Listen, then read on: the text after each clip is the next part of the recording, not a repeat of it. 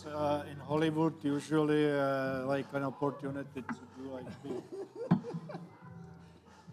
Who is Jirki?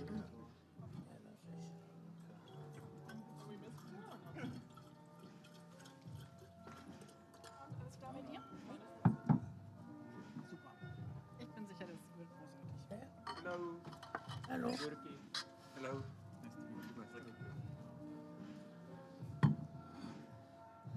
Kommt denn noch irgendwas?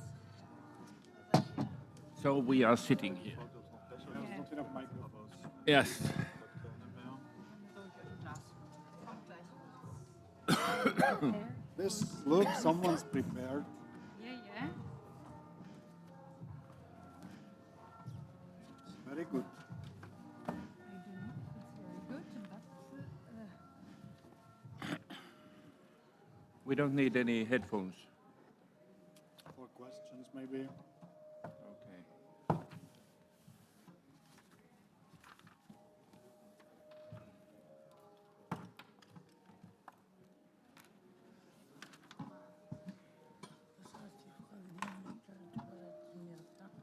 Genau. Also ich würde dir aber die anderen Sachen übersetzen. Ja. Und wenn irgendwas, also wenn ich irgendwie zu schnell bin oder so, sei mir Bescheid. Ne? Ready? almost. Steady? I need my. Are you sitting lower than me? You are so small. Wait. Can you lift it a little bit, or should I go down? No. I'm going to go up because I'm much too. Yes. Wenn du was gesagt hast, dann Is that better? kann es sein, dass ich dann auch nochmal bei dir so ein bisschen einspicken. Yeah. Your hair is perfect. Ridiculous with All right.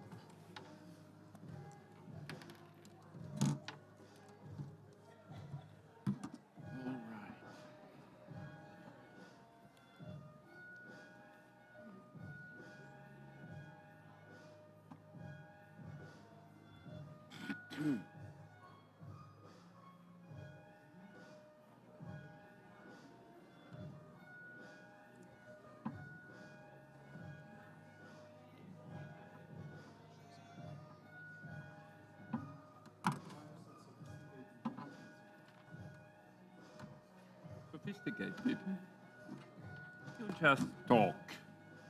Don't think so much.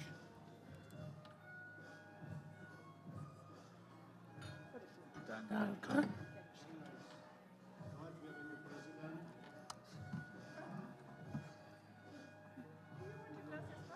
Yes, please. These are used glasses. Du kannst meinen. Matthias, what about you? What? Do you want glasses more? Oh no, I think that I have bottle. It's not. In Serbia. I have bottle. It's Okay. not Thank you. prepared for lady, but okay. So looking forward to hear all of you. John? Ich glaube, die jetzt alle hier sitzen. Spinne.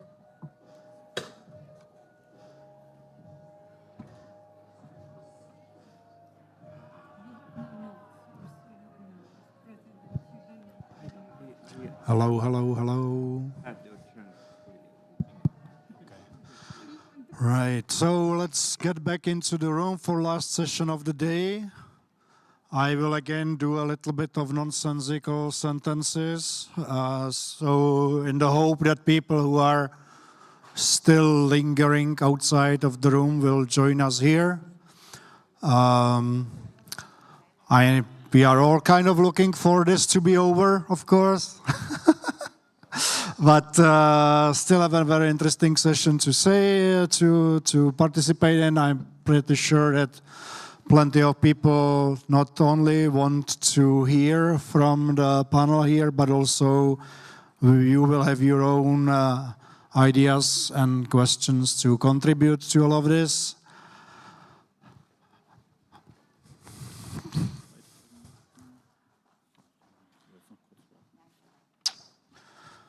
Okay, so How has been your afternoon? How was the sessions that you attended, whichever it was? Give me some sign. Did you like it? Did you not like it? Thank you for not ignoring me. Very nice of you. Very nice of you. All right. This will be a very interesting interactive session from the start. Let's go. So the whole point of this session is to have behind the microphone people who, by their roles they have in the organizations, in the movement, kind of represent the key typical roles, let's say. One is being a parent, another a sibling, another a self-advocate, and another, as I like to say, is to be the hired gun. So that's what we'll have. We have these four perspectives that constitute the typical organizations like Inclusion Europe, like UNFAS, like all of our members across Europe and others around the world. And we want to talk about what have these organizations, what has this movement achieved over its decades of work. And we want to have this conversation because it's important to recognize the progress and the changes that have been achieved thanks to the work of all of you and all of your predecessors in the decades before. And it's also important to learn from that work and from those successes or failures as we tackle the challenges that we all face and that we mostly spend our days dealing with, of course. So we are here to look back a little, look back at what this movement has achieved and what we can learn from all of that as we tackle the things that are ahead of us and that we talk a lot about during this conference. I'll take it from this side of the table to make it easier for me and just ask first. I'll ask all of you to introduce yourself, but please, Mateja, go first. Okay. Hello. Mateja Derea, sibling from Slovenia. In my real life, I'm director of organization for people with intellectual disability people and their parents. Mein Name ist Thomas Gilles. Ich bin Selbstvertreter bei der Lebenshilfe. Ich gehöre einem örtlichen Vorstand an. Auf Landesebene arbeite ich im Behindertenbeirat und Landesvorstand mit und auf Bundesebene im Rat behinderter Menschen. My name is Thomas Gillis. I'm a self-advocate at Lebenshilfe. I'm part of a local council of self-advocates. On country level, I'm part of a council of self-advocates and the board of Lebenshilfe. On national level, I am part of the council for people with disabilities at the Bundesvereinigung Lebenshilfe. Good afternoon, everybody. My name is Camille Letimier. I'm the director of Inclusion Czech Republic, and I'm also a board member of Inclusion Europe. And just maybe about myself, one of the main topics I'm working on for many years is legal capacity. Hello, good afternoon. My name is Jyrki Pinoma. I come from Finland. I have a family with 4 adult children, and 2 of my children have intellectual disabilities. I have been in this movement, inclusion movement, since 2009 when I was elected president of Inclusion Finland, my own country. And since 40 minutes, I am the past president of Inclusion Europe. I have been the last 8 years president of Inclusion Europe.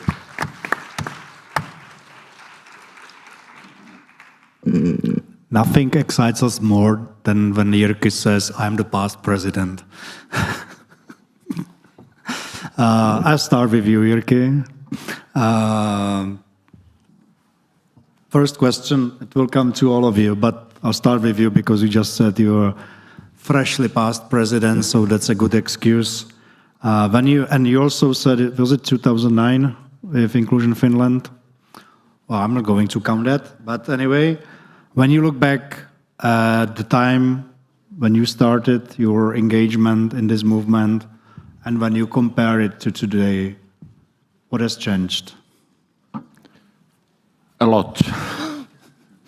But really, when I started, the UN Convention was quite new then, and actually I gave my first speech as the elected president of Inclusion Finland in October 2009, and that was the first time ever I spoke about UN CRPD, and since then I've never stopped talking about it, because I think it's a magnificent tool for us to highlight the rights, as Maureen said yesterday, the rights that belong to everybody without any convention also.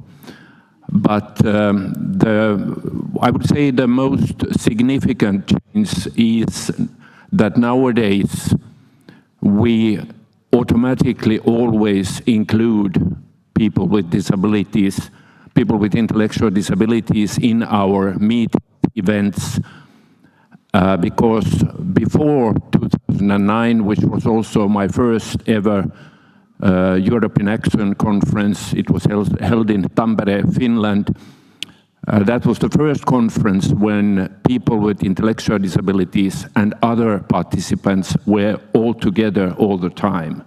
Before that, our conferences separated people with intellectual disabilities and other participants, and that was the first one ever doing it all together. And since then, it has been very significant for us that we are obviously together always. On the other hand, also regarding the situation of self-advocates, I think their position overall has changed a lot, not only in our own movement, but otherwise also. It is maybe useless to repeat, but the first ever person with intellectual disability was elected to European Disability Forum's board 2 weeks ago, and that is also showing that there has been a change. We have been discussing this possibility for many years, but before this it was impossible, but now it has made possible. So the world is open for us, and I hope to see many new reforms in the future also inside our movement. Okay, I don't empty the palazzo now. You can ask anybody else also. I first wanted to go to Matea, but now I'll use this and I'll ask Thomas, because you talk about the role of self-advocates and how that changed. So Thomas, how has the self-advocacy role changed in Germany in Lebenshilfe? How has it developed in the past?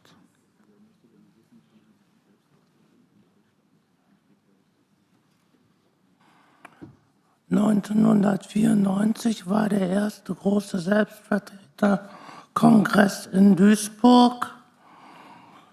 Ich weiß selbst, was ich will. 2000, Achim Wegner wird als erster Selbstvertreter in den Bundesvorstand gewählt. 2000 wurde der Rat behinderter Menschen gegründet.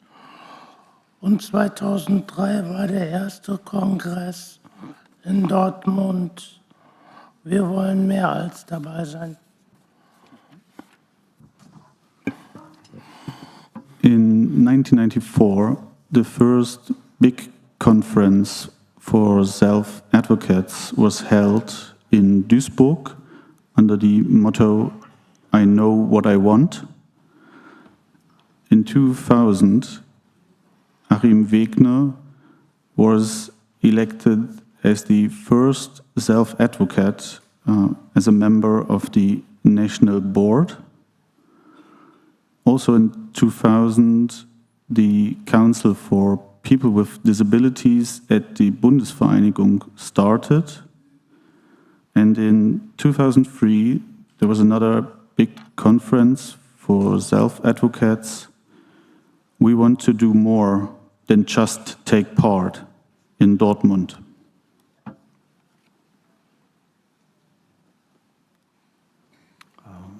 Thank you. And now I will go to Matea though, and ask her the same question about what I asked Jirke. So when you look back at the time when you started your work, how has it changed since then? What's different?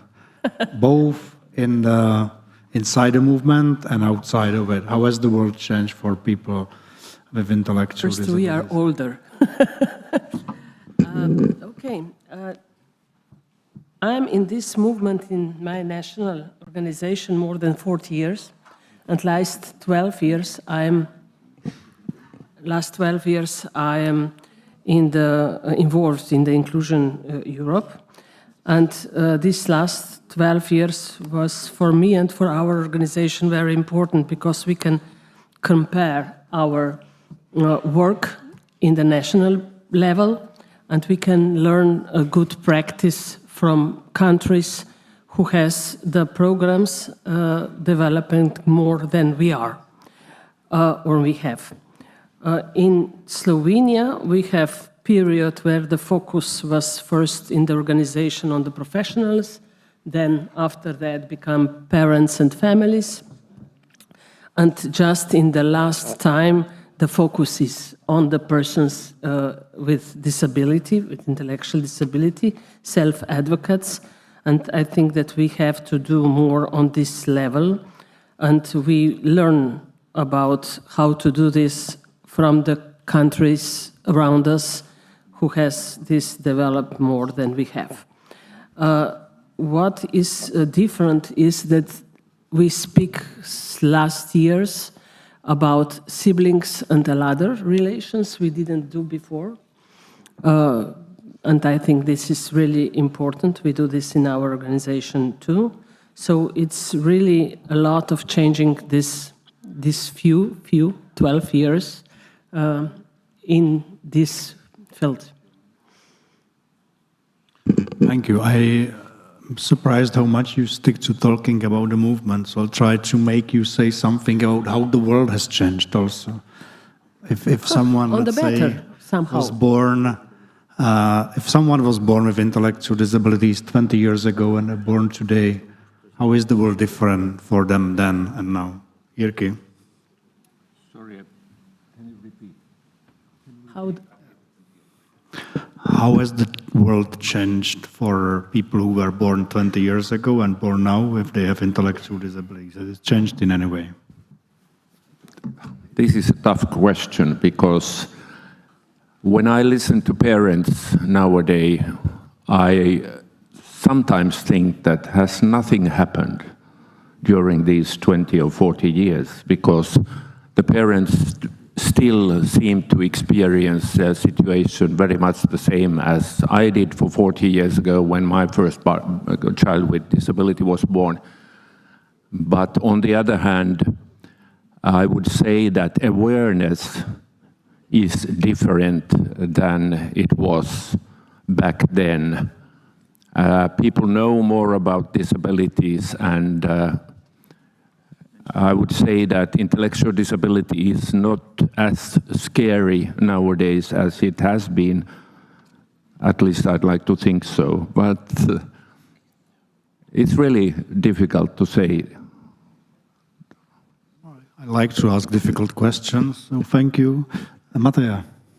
I think that in somehow become better world for people with intellectual disability. I think that community changing, there people with intellectual self-advocates are more visible, and it's more used to that you can meet someone outside institution. So going on the better way, not in all fields. In another case, now we heard today and yesterday that is in this moment maybe this is going a little bit down, and I expect that this falling down is not stop yet. That means that we have to work. We have to work and we have to be loud. If you thought that that was a hard question, I'll have even harder one later. But now, of course, Camille, you have maybe slightly unusual career compared to what is going on typically in this movement. So you started in Inclusion Europe as a policy officer. Okay, I let you say that, but similar question. How has the world of inclusion changed? Yeah. When I started, we were drafting the convention, and that was a very exciting moment, I must say. There was a lot of enthusiasm, and we were celebrating. There was a quick ratification, and there was a quick movement. And I think after that, there was some, maybe like stagnation for some time. But when I'm trying to look back, I have the feeling there was a big piece of work done. The huge collective effort on different things. I will talk on legal capacity, which what I know most maybe, and what I can see the results. Because I think when the convention was drafted, there was this substituted decision-making against supported decision-making. This is still a question today, and we had great debates this morning in the workshop about it. But the questions have become much more precise, have become much more into detail, and much more focused on different things. And when I just think about European countries, but also outside Europe, there's about, I don't know, like 50 new legislations that have been written in those years. I'm not saying they're all good. I think we're far from, having perfect examples, but they are there. They are being implemented. They are being, improved there and there. And I think we've learned one big thing from that is that we need a lot of practice. And I've heard this again this morning quite often, that legislation is not enough. And I was quite happy to hear about that. And many people came with this message or this motto, like we need a culture of change, we need to change the mindset. And I think that we are on the way to do this. I think it's a never-ending maybe work to do, but is there. So yeah, I think this is what I see from the work, and I think very often it's not being seen. I was recently with Milan at a conference where I thought some of the speeches that some politicians have made could have been made 15 years ago, and it really didn't give any credit to the fantastic work that people are doing on the ground with people with intellectual disabilities, with the families, and they're really trying to rethink about how to provide good support to people with intellectual disabilities. And I'll stop here because I could talk about it for ages. Try stopping Camille when she talks about legal capacity is like stopping me when I talk about the institutionalization. But let's move on. Let's move on to my more difficult question. Slightly on the same thing as I asked before, but Jyrki and Mateja especially, and I'll give you some time to think about it. But when you look back at the time when you started, and you had some topics that you really wanted to change at the time, something motivated you, some specific issues. How did those change since then? Just think about it. Okay. In the meantime, I'll ask Thomas, go back to the self-advocacy in Germany. And I know that part of it is the Council of People with Disabilities. So can you tell us more about that as a part of an example how things are developing. And we started with the involvement of self-advocates. So what is the council and how does it work?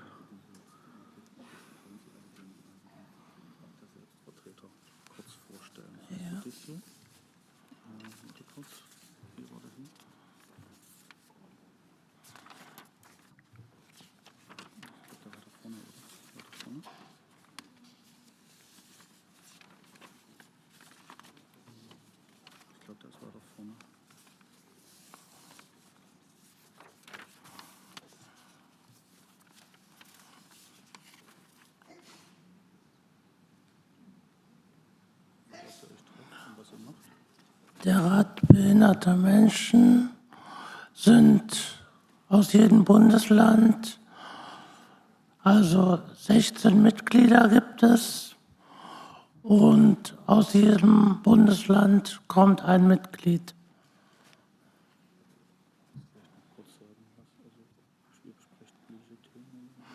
Wir besprechen politische Themen und setzen uns aktiv für Menschen mit Behinderung ein.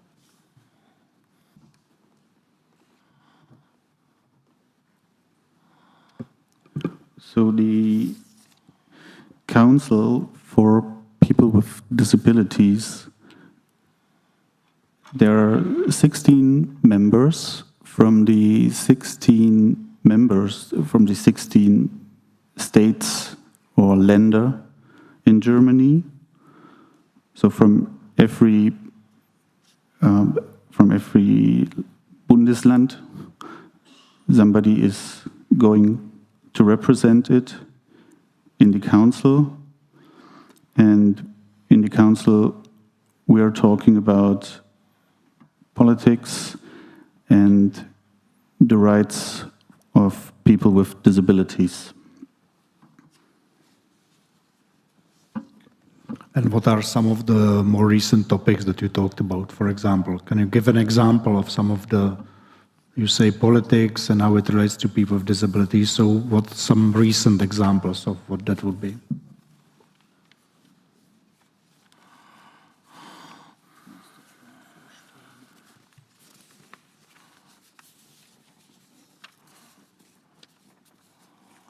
Zuerst haben wir eine Kampagne gemacht,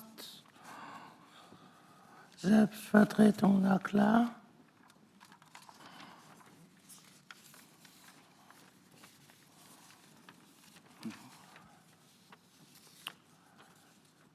Selbstvertretung beim Kongress in Leipzig im Mittelpunkt mit mehr als 700 Teilnehmern, meistens Menschen mit Behinderung, kamen 2019 zum Selbstvertreterkongress in Leipzig.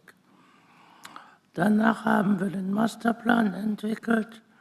Schließlich hat die Mitgliederversammlung den Masterplan beschlossen. Jetzt setzen wir den Masterplan um.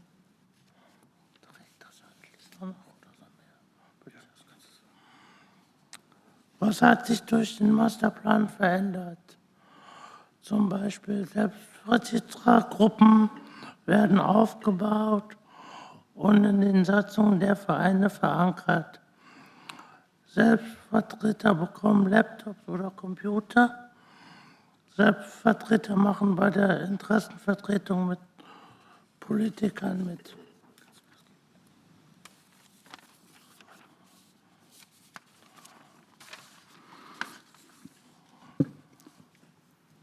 First, we made a campaign, self-advocacy, of course. Then we made a big conference for 700 self-advocates in Leipzig. At the conference, in focus of 700 participants and mostly people with disabilities, we then developed the master plan. And eventually, the General Assembly of Lebenshilfe implemented the resolution for the master plan, and now we're putting it into action. What changed by the master plan? For example, the groups for self-advocates are founded, and the rules are written in the constitution of the local associations, and self-advocates get laptops or computers, and self-advocates are part of lobbying with politicians. Welche Hindernisse stehen dem Masterplan im Weg? Zum Beispiel, es gibt zu wenig Zeit und Geld für Selbstvertretung. Es ist schwierig, sich mit anderen Selbstvertretern zu vernetzen. Selbstvertreter brauchen eine Freistellung für ihre Arbeit in der Selbstvertretung. Was sind die nächsten Ziele? Mehr Selbstvertreter arbeiten in Vorständen mit. Selbstvertretergruppen arbeiten stärker zusammen. Es wird beraten, wie es einen hauptamtlichen Selbstvertreter geben kann.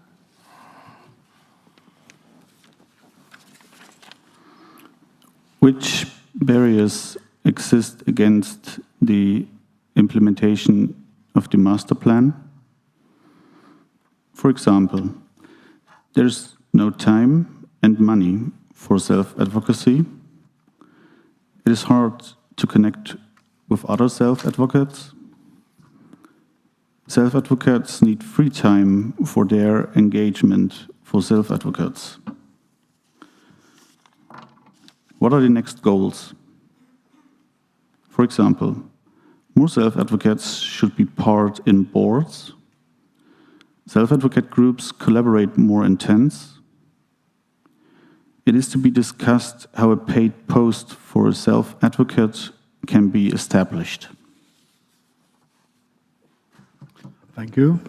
For some good examples, I think, and I will still come back to some elements of this advocacy as like a theme that's weaving through this conversation. But now I want to torture Mateja and Jyrki a little bit more. So let's go back to my question. So when you think back to the time when you started your work in this movement and you had some issue that you really wanted to tackle, that motivated you, wanted to achieve some change, what was that and what has changed in that particular area? Jyrki? Yeah, actually I would say that it is deinstitutionalization, because first I have to say that nothing happens when one person is doing something.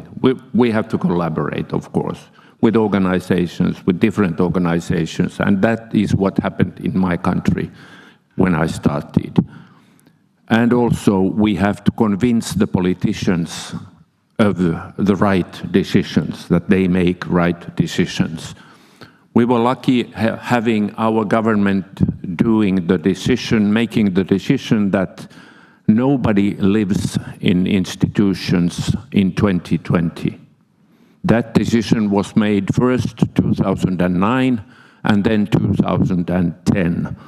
Two different governments, two different decisions, and it wasn't only a decision, it was also money to make it happen.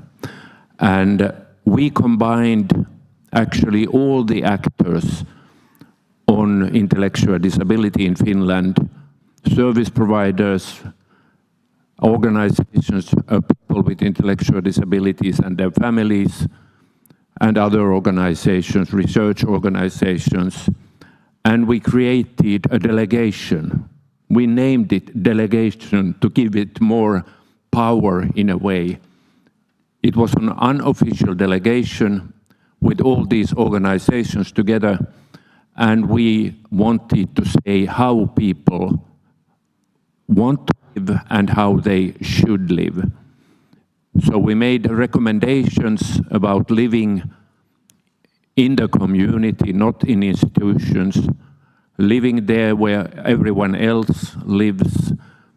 And those recommendations were also followed, so that we managed to get more housing, we managed to get new homes, we managed to get money to buy apartments, and then we managed to separate housing and services. And this was a very good development in Finland for 10 years. And after 2020, there were some 400 people living in institutions, and those people were young children. Unfortunately, still young children ended up in institutions. But this was really a thing that we all wanted to do, and we did it together, and we were very happy to do the result also. I don't go further because then again happens something else. I try to be positive here now. And ask you to be just positive, but okay, I'll take it. Thank you. Mateja. We try to be positive, huh? Okay. I think that in Slovenia especially, we change a lot. First of all, we now 2 years, I think, 3, everyone has right to vote, what was a big success in the political field. We have problem with legal capacity and guardianship, and because of that, it's much better than it was, but it's still not good. Because of that, we have problem with, I think so, the institutionalization, and we have to change a lot of legislation in Slovenia to move this. And of course, we do not have enough community services. So people who live at home, they can have, for example, personal assistant, but personal assistant is quite expensive service. So when the crisis come, the first thing they cut is these costs. So we have to take care about this, but other services we haven't. We haven't at all.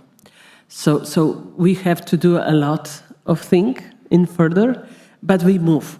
We made a big steps forward in last few years.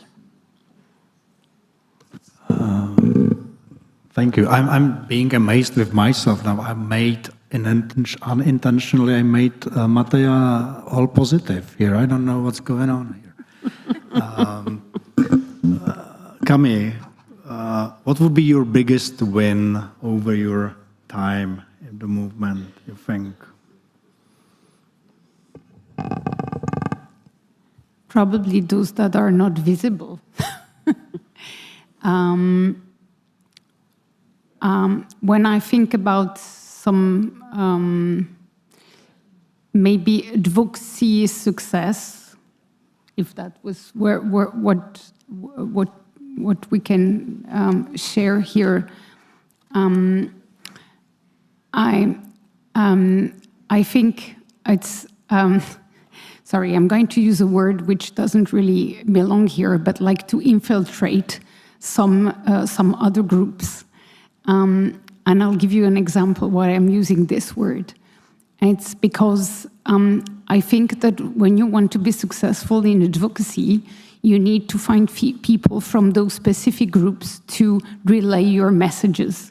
Let me make it clear. Like if you want to change how doctors are looking at people with intellectual disabilities, you need to find a doctor who will be your ally. Or if you want to change the way lawyers are looking at people with intellectual disability, you need to find a lawyer. And I managed a few years ago too, that's why I'm saying infiltrate, the field of the judges and working with them. And this is something that happens really like small step by step, just by being invited for a first time, then being invited the second time, the starting preparing material for them, and so on and so forth. Until now, I'm sitting with the judges and training with them and influencing the next things that are going to be happening. And so I think maybe this is something that I would consider efficient, because it was slow, it was really without any,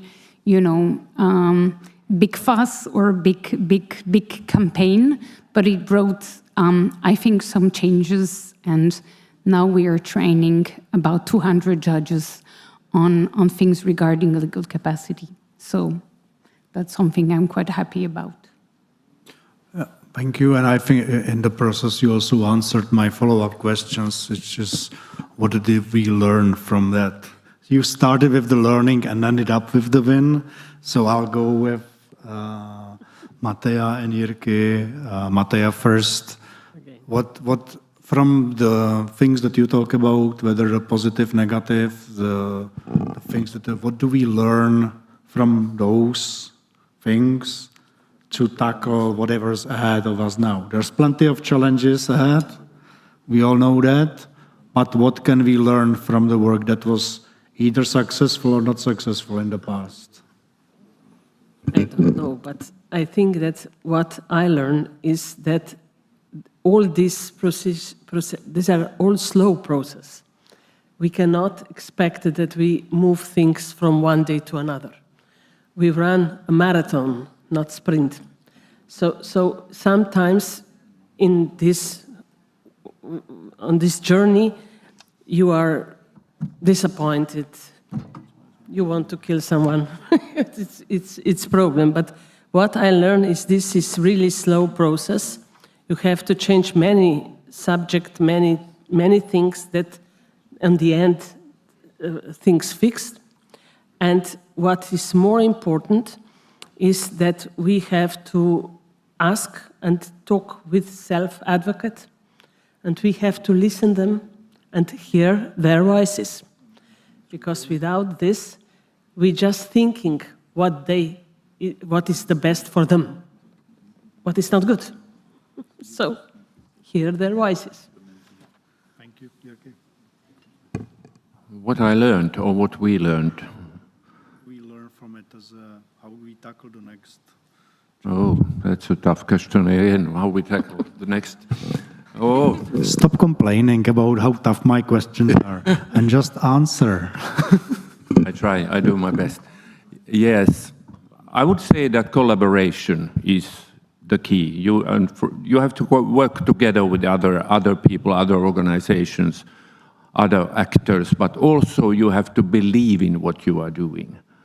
You have to have a clear goal towards what you are going, and you have to convince the others that this is really possible to reach this goal.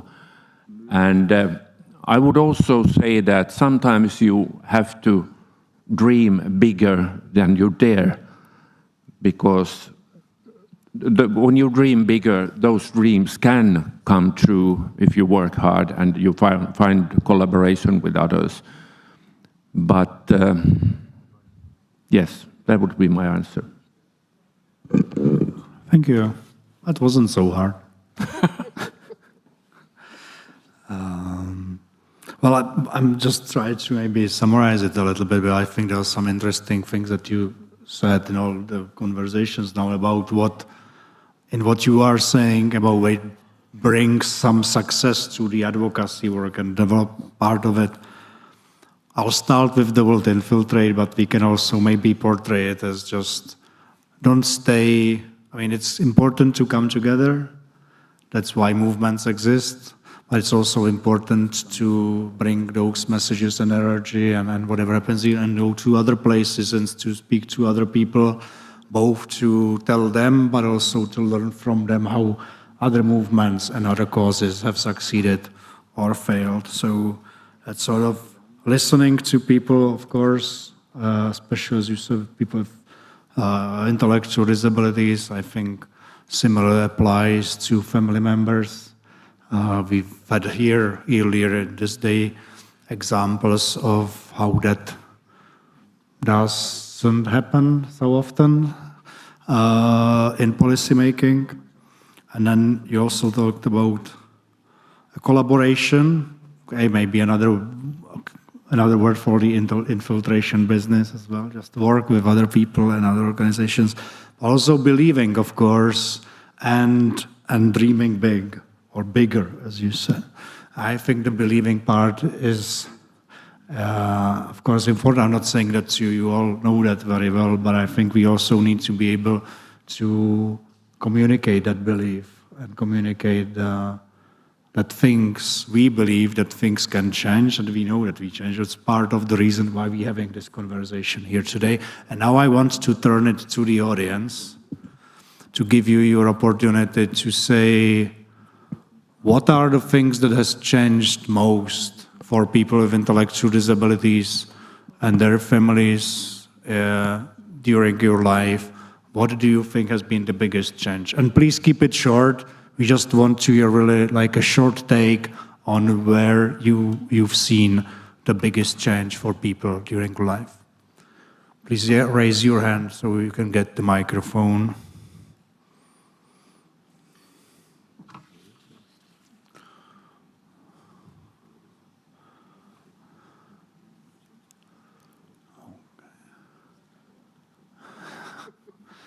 Wow. Maureen saves me today. Thank you. Okay, you don't have a microphone.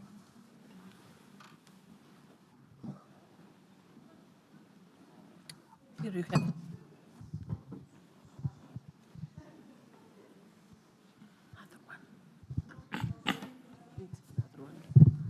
Maureen, raise your hand.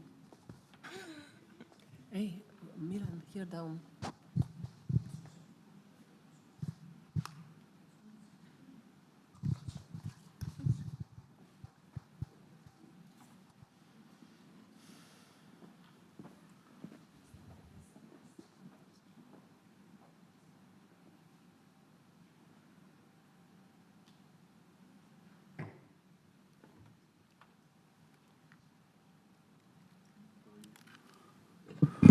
Doesn't work.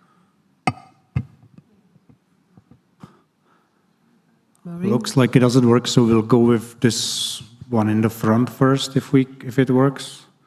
And then Test, we'll go- test. Yeah. Credo che molto è stato fatto per la disabilità in passato, ma credo che ci sia ancora molto da fare, perché tutto dipende dal fattore economico, soprattutto da noi, purtroppo, e dalla burocrazia che è sempre lenta. Queste sono le peggiori cause che rovinano le battaglie a favore dei diritti della disabilità.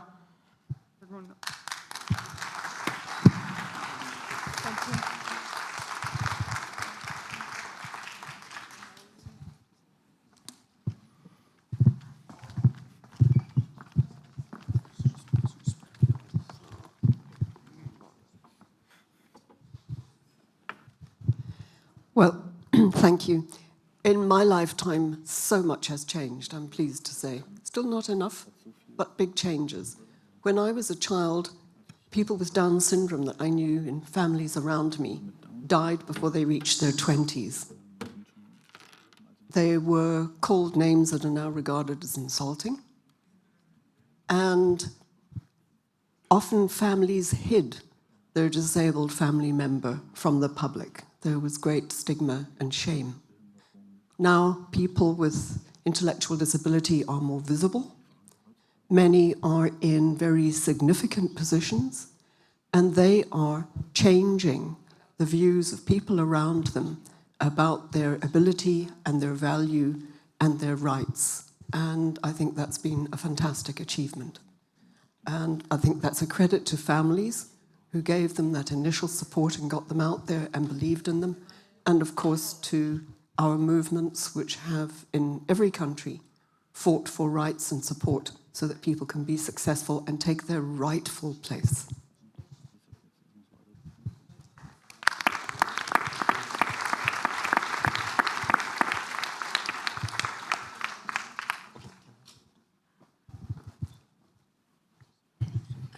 Hola, que yo para mí es una experiencia que haga todas las cosas, no para mí, para todo el mundo, y así aprendemos más a uno con otro.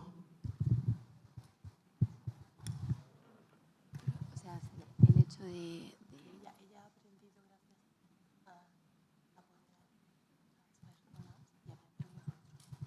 So Celeste is saying that she has learned during her life to learn from other persons and also to give support to other persons, and this is thanks to participating in organizations.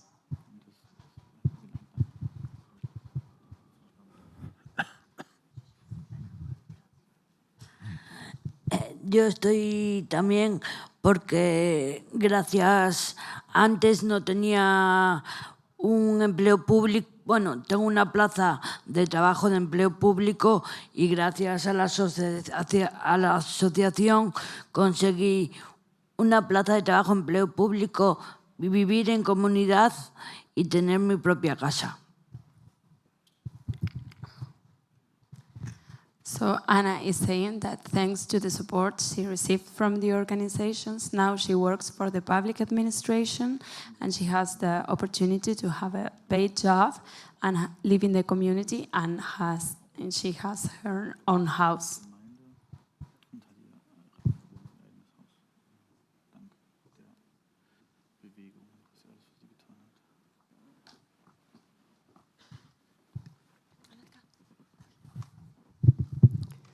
Hello, ja jestem z Polski. Witam wszystkich, jestem z Polski. Chiedo scusa, sono dalla Polonia. Moja self-adwokatura dała mi to, że pomogła mi z pracą. Jak mnie zwolnili, to miałam do powiedzenia, że się nie zgadzam z tym. Grazie partecipazione di self-avvocati, quando mi hanno licenziato, il self-avvocatura mi ha aiutato a dire i miei diritti perché sono stata licenziata per ingiustizia. Zwolnili mi z powodu mojej choroby i nie zgodziłam się z tym i wyszło tak, jak wyszło. Mi hanno licenziato perché ha avuto difficoltà con la mia salute e per me era un diritto perché so i miei diritti quali mi aspettano. Grazie self-avvocati. E poi dopo... A teraz właśnie stowarzyszenie mi pomogło i znalazłam nową pracę. Poi un'altra società in Polonia mi hanno aiutato a trovare un altro lavoro dove lavoro adesso. Dzień dobry wszystkim. Dzień dobry wszystkim. Nazywam się Sylwester Lepa, jestem z Polski. Buonasera, sono Silvestro, vengo sempre dalla Polonia, da Self Advocati. Tak, jestem self-adwokatem. Oczywiście moja praca zaczęła się, już pracuję na otwartym rynku pracy od 15 lat. Già lavoro dal mercato aperto da 15 anni. Oczywiście ze wsparciem asystenta, takiego trenera pracy, który mi na początku pomógł.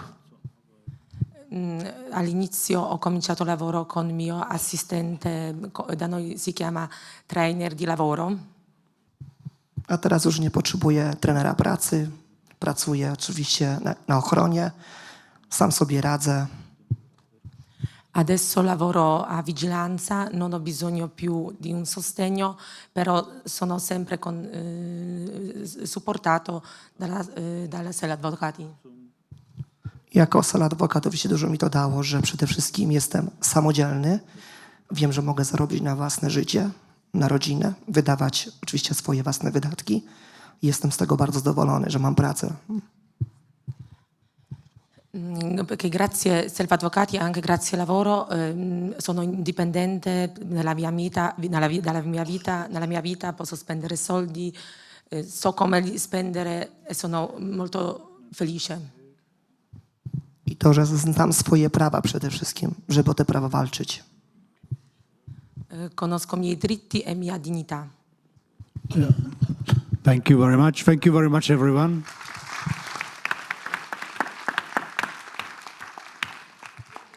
So I think that was quite a nice overview of all the different angles and perspectives that we can bring into this conversation. And I'll now bring it to an end just by asking the panelists around this table about the one big remaining topic. What is the biggest, most important issue you think that this movement needs to tackle in the near future?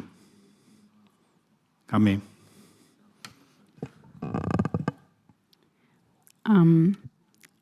I think one of the big challenge ahead of us, and we're, again, I mean, there are things going on, but I think those have been left of some of the progress are people with severe disabilities or people with complex needs. And we had a great discussion this morning about how to interpret and support communication on will and preferences. And I wish we can put this into practice and make this recognized in the legislation. And I think this will be another big battle to win, and we should never stop. Of course, this is not the end, but that would be a big progress towards the inclusion and the participation of people with severe disabilities. Thank you. Jyrki. I think that,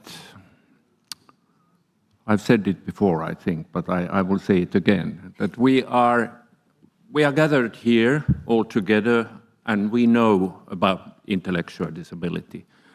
I think we need to go more outside these rooms where we are all together and spread the news, tell about intellectual disability, find our way to tables where decisions are made. And I think we are in a good way in that too, because we are more and more listened to all the time. Decision makers ask our opinions, as we heard this morning from European Union. They contact us often and they ask our opinion about things.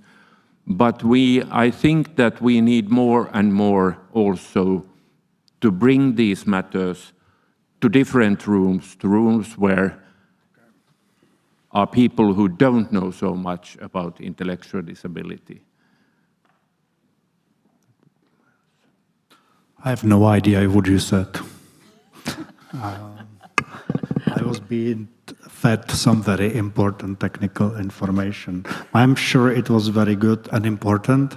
The audience actually heard you, unlike me. I'm just saying this because you gave me that very expectant look that I was supposed to respond somehow to this, but I have no idea what you talked about. So let's go to Matea.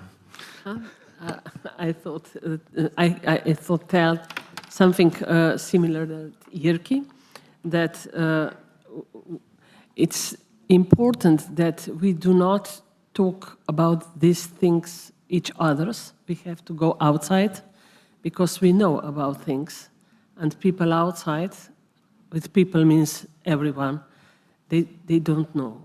They need to hear from us what we needed, how we manage things, so we should go outside. And what is important is important that we stay as organization, as Inclusion Europe together, strong, that we have strong voice, because this is only way that some important people there hear us. In other case, they will just ignore us. Thank you. I think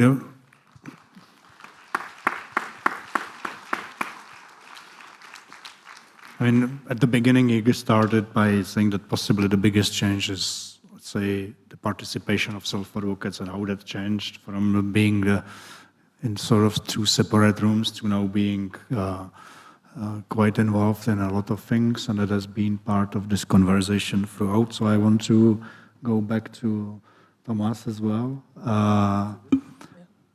First, I have to say big thank you, because the eagle-eyed in the audience, you might have noticed that this is not Joachim Busch. Joachim was supposed to sit in this chair, but he is ill, unfortunately. So Thomas very kindly joined in on last minute, and I think did a very good job given the circumstances. So thank you very much.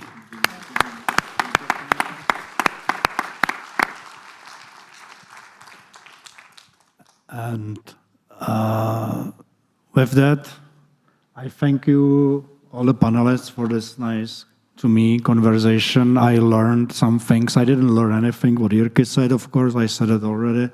But otherwise, I learned a lot of good things. It was an interesting conversation to me, so I'm hoping you in the audience have also learned something, found it interesting, and you taking away maybe just the idea about that we may also look back at the time that you've been in this movement and how have things changed, and sometimes for the good and some of them for the worse. But what we can learn from that and what we can bring from those learnings, from this conversation, from the whole conference in our daily work, because as was said here before, it is important how we carry this to the outside world and what we do with it, so we can make it better, not just for people with intellectual disabilities, but we're making this world better for everyone, with more inclusive spaces and better services and more accessible everything improves the world for everybody else. So thank you very much for this panel. Thank you very much for your participation in this session and the whole day today.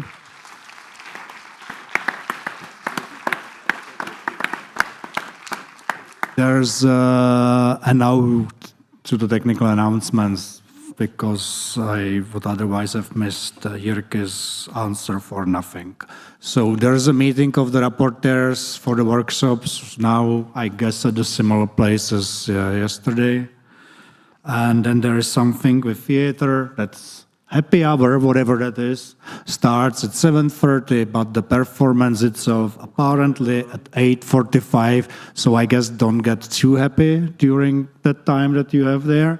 So you can actually enjoy the performance. But anyway, have a nice evening. There's plenty of stuff that UNFAS has prepared for all of you with the cultural institutions in Vicenza. Also, go outside, enjoy the weather, enjoy the lovely food, and nice evening. See you back here tomorrow for the last day of conference. Have a good night.